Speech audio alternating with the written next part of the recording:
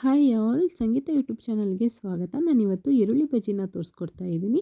So 4 ಈರುಳ್ಳಿನ ಚಿಕ್ಕದಾಗಿ cut ಮಾಡಿ ಇಟ್ಕೊಂಡಿದ್ದೀನಿ. ಕೊತ್ತಂಬರಿ ಸೊಪ್ಪು, ಶುಂಠಿ, 1 ಹಸಿಮೆಣಸಿನ್ಕಾಯಿನ ಹೆಚ್ಚಿಟ್ಕೊಂಡಿದ್ದೀನಿ. ಸ್ವಲ್ಪ ಓಂಕಾಳು, ಅಚ್ಕಾರದ ಪುಡಿ, ಸ್ವಲ್ಪ ಅರಿಶಿನದ ಪುಡಿ, ಜೀರಿಗೆ, ಸೋಂಪು, ಕರಿಬೇವಿನ ಸೊಪ್ಪು, ಉಪ್ಪು, ಸೋಡಾ, ಆಮೇಲೆ 1/4 ಕಪ್ಪಷ್ಟು ಅಕ್ಕಿ ಹಿಟ್ಟು, 1 ಕಪ್ಪಷ್ಟು ಕಡಲೆ ಹಿಟ್ಟನ್ನು ಇಟ್ಕೊಂಡಿದ್ದೀನಿ. ಸೊ ಇವಾಗ ಯಾವ ರೀತಿ ಮಾಡೋದನ್ನು ನೋಡೋಣ ಬನ್ನಿ.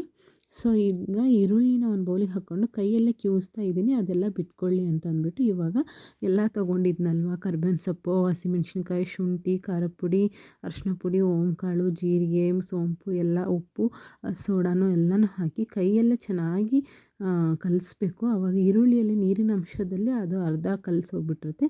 ಆಮೇಲೆ ನೋಡಿಕೊಂಡು ಸ್ವಲ್ಪ ನೀರು ಹಾಕಿಬಿಟ್ಟು ಕಲಿಸ್ಕೊಂಡು ಬಿಸಿ ಬಿಸಿ ಕಾದಿರೋ ಎಣ್ಣೆಯಲ್ಲಿ ರೌಂಡಾಗಿ ಸ್ವಲ್ಪ ಕೈಯಲ್ಲಿ ಎಣ್ಣೆ ಹಚ್ಕೊಂಡು ಮಳೆಗಾಲಕ್ಕೆ ತಿನ್ನೋಕ್ಕೆ ತುಂಬ ಚೆನ್ನಾಗಿರುತ್ತೆ. Thank you for watching.